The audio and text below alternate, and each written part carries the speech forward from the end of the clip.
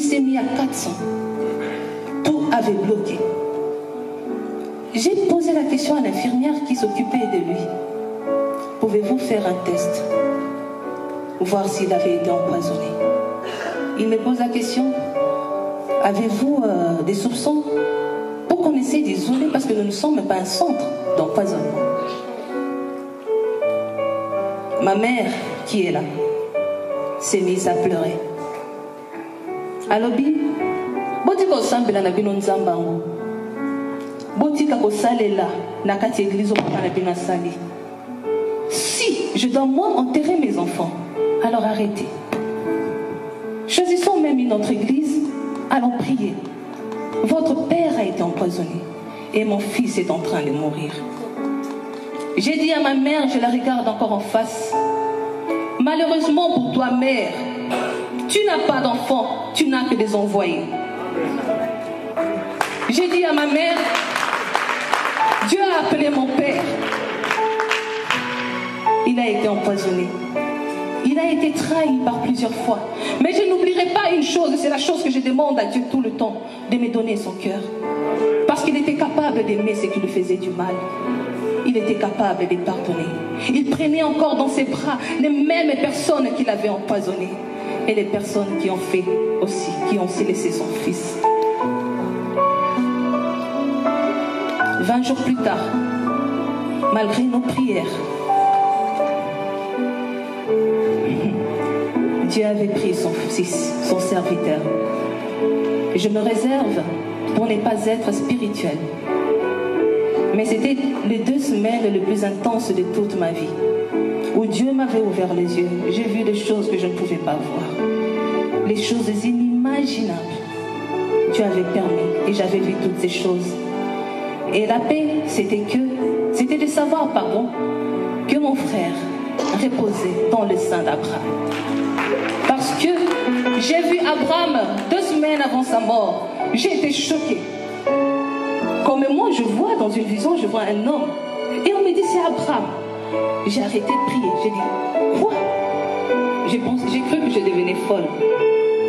Mais Dieu avait permis, Dieu avait ouvert les yeux, tout comme il le faisait avec son serviteur. Nous n'avons pas eu le temps de pleurer notre frère parce que nous avions un père qui était malade. Je devrais être médecin de mon père. Je devrais donner à manger et je n'avais pas le droit de pleurer. Mais tout ce que nous avons gardé, c'était la foi en Dieu. Mon père arrive les dimanches passés. Il est arrivé à 5h58 via Air France. À 8h, il était à la maison. Mes enfants qui sont là sont allés accueillir mon père. Quand il est entré à la maison, comme d'habitude, il m'appelle Lydie Nanga. C'est comme ça qu'il m'appelle. Il me dit, Lydie Nanga, je pense à toi partout où je suis. Il n'y a pas un seul jour où Nanga Nisakayoti. Là où j'étais, j'ai demandé qu'une chose. Où est Nanga Lydie Nanga? Comme d'habitude, je lui ai dit, bienvenue chez toi. J'ai ouvert la porte, il est entré.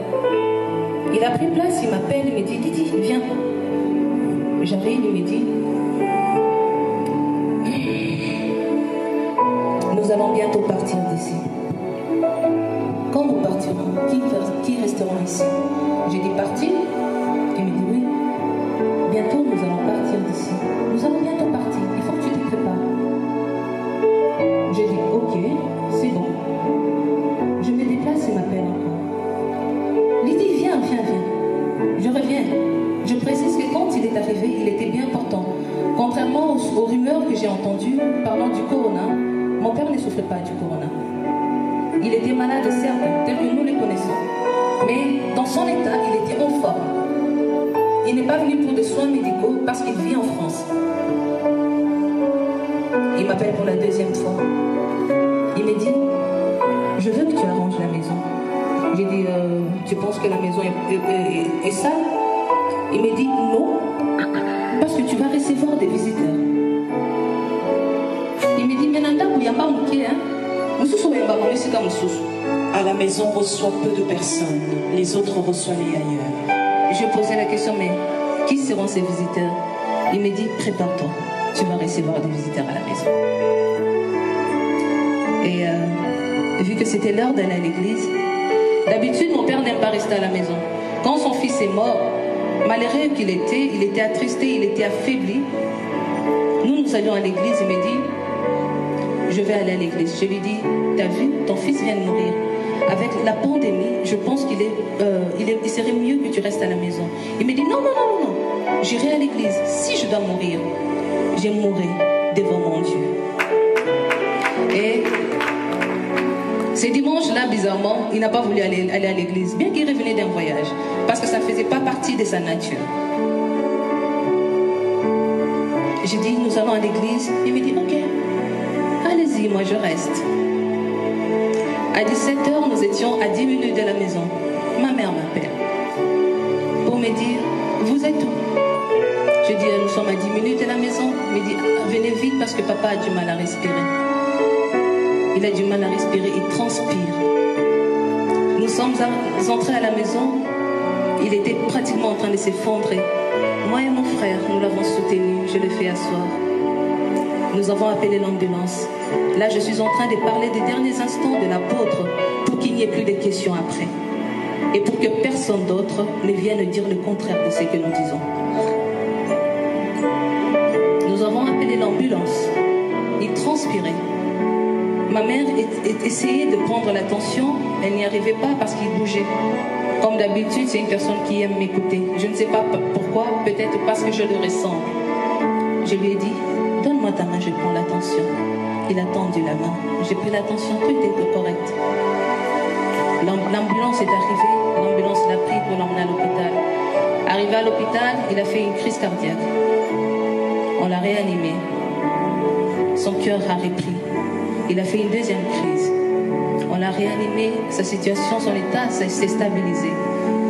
Il a fallu qu'on fasse des examens supplémentaires qui sont de savoir qu'est-ce qui se passait. On l'amène pour faire des examens et on constate qu'il avait fait un infarctus.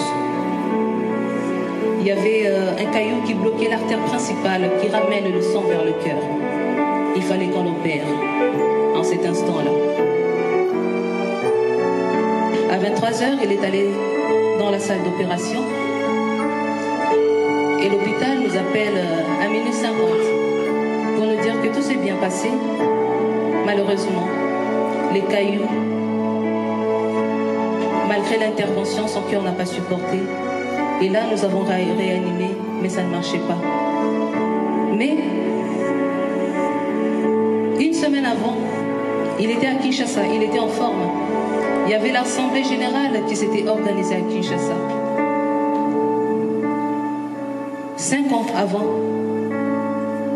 ma mère nous avait encore rappelé que Dieu, en appelant son serviteur, Dieu avait dit que son serviteur mourra à 73 ans. Un jour, pendant que je priais, j'ai vu l'apôtre qui levait la main, qui avait la main levée. Il soutenait une église. J'ai posé la question à Dieu, pourquoi il a la main levée? Dieu a dit, tous les jours, il me demande la mort. Il me demande le repos. Il me dit qu'il est fatigué. Mais je ne vais pas le lâcher parce qu'il est en train de faire un grand travail spirituel. Et l'église que tu vois en train de soutenir n'est pas seulement Bethel, mais c'est l'église du Congo. Dieu a dit, il mettra de l'ordre avant son départ. Quand vous verrez de l'ordre, dites-vous qu'il est en train de partir. La semaine passée, quand on me parle de l'Assemblée générale, j'ai appelé ma soeur. Je lui ai dit, je suis triste. Elle me dit, pourquoi? Je dis, c'est bien, les choses rentrent dans l'ordre. Mais c'est la fin. Il va bientôt partir. Ma soeur me dit, arrête de dire ce genre de choses. Là, c'était précisément le mercredi. Ma soeur me dit, arrête de dire des choses pareilles. J'ai dit, il va partir. Il y a de l'ordre. Et bientôt, il aura 73 ans. L'âge donné par Dieu. Il va partir. Mais bien sûr que je ne pensais pas qu'il allait débarquer en France, nous voir, nous dire qu'on l'avait tellement manqué et qu'il voulait nous voir. Mais c'était pour lui une façon de nous dire au revoir. Il a voulu nous voir en face pour la dernière fois. Il a voulu qu'on le voie en train de partir. Il a donné des promesses. Et aujourd'hui, tout ce que nous faisons, c'est célébrer l'Éternel. C'est un père que nous sommes en train de pleurer, un père biologique. C'est très dur. Mais nous avons appris à bénir le Seigneur dans les moments les plus difficiles. Ce qui est beaucoup plus important, c'est qu'il a pu accomplir tout ce que l'Éternel avait dit. Tout ce qu'il avait reçu comme recommandation. On trouvait leur accomplissement. Et nous bénissons le Seigneur aujourd'hui, pas pour sa mort, mais pour sa vie. Et tout ce que nous demandons, c'est que nous aussi, nous puissions être capables, comme lui, d'œuvrer pour le Seigneur comme il a fait, avec beaucoup de patience, avec beaucoup d'amour, avec beaucoup de sagesse. Il n'avait pas abandonné, il n'avait pas lâché, il n'avait pas détesté, il n'avait chassé personne. Il est resté chrétien jusqu'à sa mort, parce que Christ n'a pas détesté, Christ avait réuni. Christ est allé chercher ce qui était loin pour les ramener à lui. Comme Jacob, il était malade à la dernière minute, mais c'est lui qui avait donné la position aux 12 tribus d'Israël. Moïse n'a fait que reprendre ce que Jacob avait fait. Et aujourd'hui, il a mis de l'ordre avant de nous dire au revoir. J'en profite pour consoler les cœurs de ceux qui pleurent. Pleurez pour le monde qui va mal. Pleurez pour vos cœurs. Pleurez pour ce que vous faites. Parce que lui, il a fait sa part. À nous aussi de faire notre part. Merci.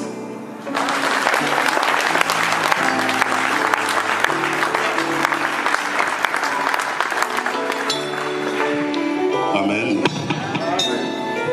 Merci d'être venus aussi nombreux. Que Dieu vous bénisse. Avec tout le respect que je vous dois, j'aimerais tout simplement vous inviter à nous tenir debout.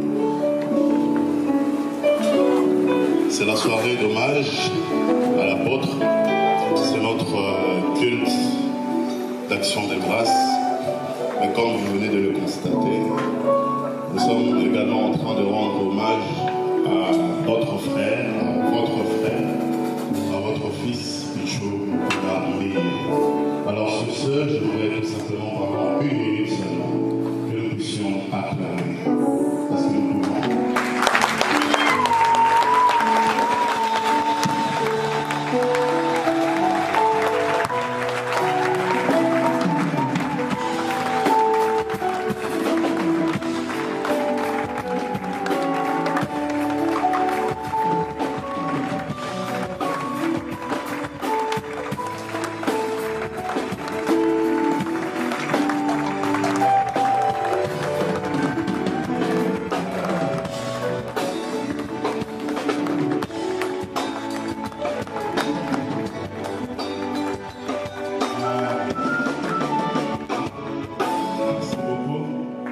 Si nous pouvons tout simplement rester debout parce que certes nous avons de la tristesse, nous avons perdu quelqu'un qui nous était très cher. Mais ce soir je ne suis pas devant vous